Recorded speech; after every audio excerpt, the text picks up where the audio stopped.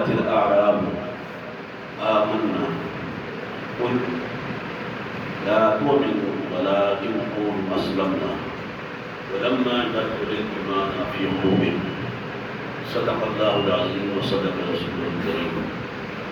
جناب محترم مقام صاحبزادہ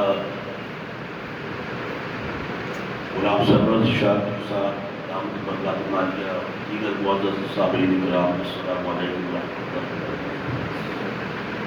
آج آپ کی خدمت میں بہت ہی اختصار کے ساتھ میں ایمان کے موضوع پر مطلق اختصار کے ساتھ بولوں گا۔ اللہ تعالیٰ ہمیں ایمان کو سمجھنے کی توفیق عطا فرمائے۔ یاد رکھیں کہ ایمان مومن کا سب سے بڑا جوہر ایمان ہے۔ ایمان نہ ہو تو انسان کسی بھی چیز کا نہیں لگتا۔ یہ قرآن پاک کی آیت کو میں نے آپ کے سامنے پڑھی۔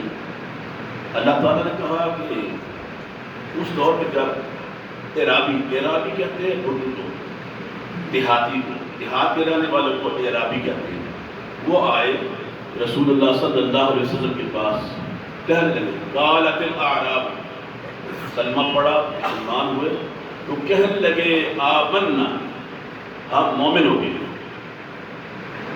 جب انہوں نے نبی کریم صلی اللہ علیہ وسلم کے سامنے کلمہ پڑھا، آپ کے سامنے کلمہ پڑھنا تو چھوٹا اعزاز نہیں ہے، آپ کے سامنے کلمہ پڑھا اور انہوں نے پھر دعویٰ کیا، کہا کہ آمنا، آپ مومن ہو گئے۔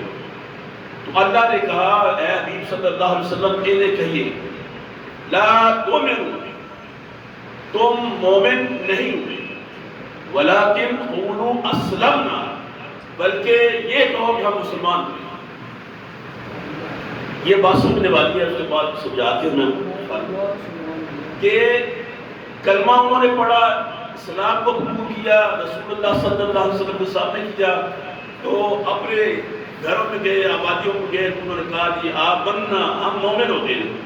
لیکن اللہ نے کہا نہیں، تم مومن نہیں ہوئے، تم ایسا نہ کہو کہ ہم مومن ہو گئے، ولیکن قولوا اسلمنا، بلکہ ایسا کہو کہ ہم مسلمان ہو گئے۔